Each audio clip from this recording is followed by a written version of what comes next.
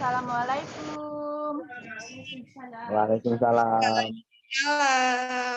Selamat pagi, anak-anak Ibu. Pagi, Bu. Pagi. Oke, hari ini kita bertemu kembali bersama Ibu. Kita akan memulai pembelajaran pada pagi hari ini walaupun sistem daring. Semoga pandemi ini akan segera berakhir dan akan kembali beraktivitas seperti biasanya. Oke, hari ini apa kabar kalian? Alhamdulillah baik. Alhamdulillah kalian baik semua. Oke, sebelum kita belajar, ada baiknya kita berdoa terlebih dahulu.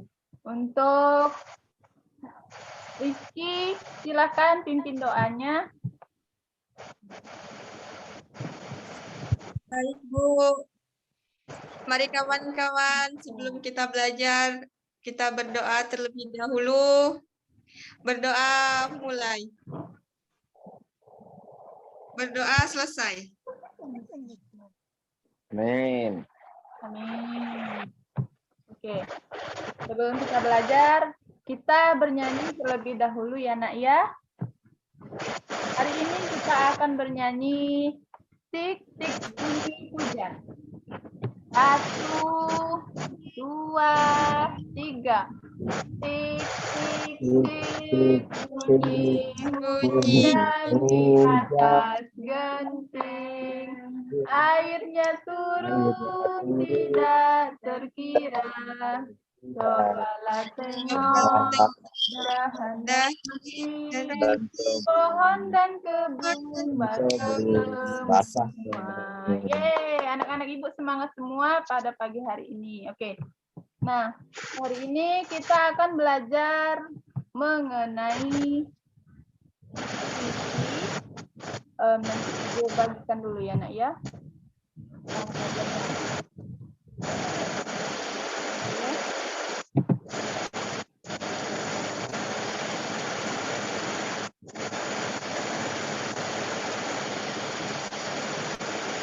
Oke. Judul pembelajaran pagi ini yaitu subtema 1, Aku dan Cita-citaku, pembelajaran kedua. Mengenai puisi, tanda, tempo, dan tinggi rendah nada, siklus makhluk hidup. Materi yang pertama adalah puisi. Puisi merupakan salah satu bentuk karya sastra yang mengungkapkan sebuah perasaan dan suatu pemikiran dari penyair secara imajinatif, tersusun, serta disusun dengan mengonsentrasikan sebuah kekuatan bahasa dengan sebuah struktur fisik dan struktur batinnya. Nah, puisi ini merupakan sebuah karya seorang penulis yang dituangkan dalam sebuah tulisan. Dia mengungkapkan sebuah perasaan dan pikiran dia terhadap perasaan dia sendiri, pada suatu objek, ataupun dalam sebuah peristiwa. Selanjutnya, di sini ada puisi anak. Puisi anak adalah karya sastra atau puisi yang secara khusus dapat dipahami oleh anak-anak serta berisi tentang dunia yang akrab dengan anak-anak. Ya, seperti halnya pada nyanyi lagu Tik Tik Naik Hujan, Turun Hujan tadi. Nah, dalam nyanyi tersebut kita bisa menjadikan nyanyian tersebut menjadi sebuah puisi karena di situ sebuah nyanyi yang menceritakan sebuah hujan atau peristiwa hujan, turunnya hujan dan basahnya tumbuhan serta genteng yang ada di karangan rumah. Nah, pada puisi tersebut yang pastinya ditujukan pada anak-anak yang berusia antara 6 sampai 13 tahun seperti kalian ya nak ya. Nah, puisi anak ini bersifat imajinasi, bukan berdasarkan pada fakta. Unsur fakta dapat masuk hanya untuk mendukung imajinasi. Yang pertama ada penyusunan puisi, kedua unsur-unsur bahasa mesti dirapikan, diperindah, serta ditata dengan sebaik-baiknya dengan memperhatikan irama serta bunyinya. Di sini jenis-jenis puisi. Nah, di sini ada 5 jenis-jenis puisi. Yang pertama 1 puisi lama, kedua pantun, 3 ada syair.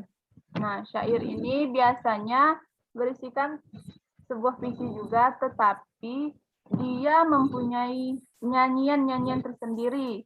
Seperti kita membacakan sebuah ayat suci Al-Quran, pastinya kita membacakan ayat suci Al-Quran itu ada nyanyiannya, supaya kita membacanya enak, terus orang yang mendengarnya tenang, apalagi suaranya syahdu.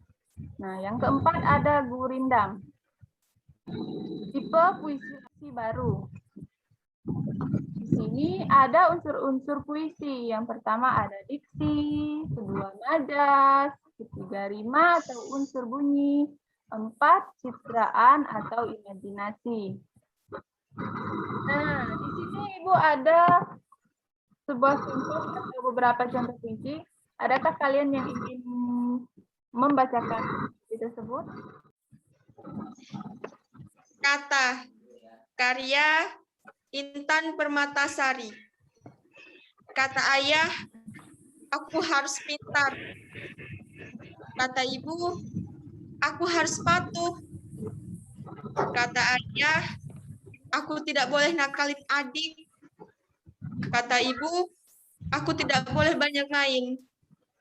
Bagaimana dengan kataku? Aku ingin bolos sekolah. Aku ingin membangkang. Aku ingin ganggu adik. Aku ingin main sampai puas. Tapi aku ingat kata ayah dan ibu. Terima kasih.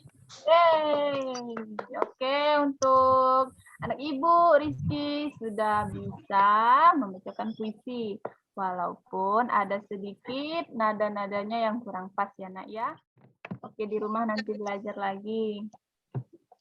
Nah, ini selanjutnya. Kalian tadi kan menyanyikan lagu Tik-Tik Naik Hujan nih. Nah, pada lagu tersebut pasti yang namanya makhluk hidup pasti akan berteduh saat kena hujan, baik dia hewan, manusia, mungkin juga ada tumbuhan yang berlindung jika terkena hujan.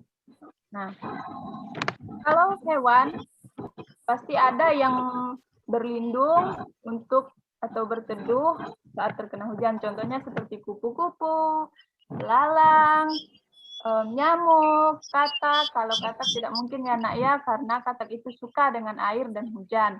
Nah, di sini ada siklus makhluk hidup. Siklus makhluk hidup merupakan serangkaian bentuk perubahan yang mengacu pada perkembangan suatu organisme sejak lahir sampai mati. Nah, ternyata siklus makhluk hidup ini juga mengalami metamorfosis, Nak. Yang pertama ada mengalami metamorfosis, yang kedua tidak mengalami metamorfosis.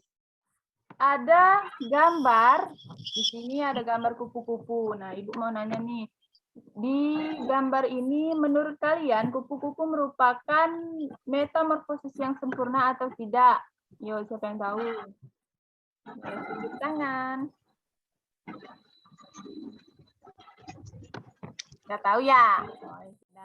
Nah, di sini kupu-kupu merupakan daur hidup hewan yang bermetamorfosis sempurna karena kupu-kupu dimulai dari telur, ulat, kepompong atau pupa. Nah, dia mengalami yang namanya kepompong atau pupa.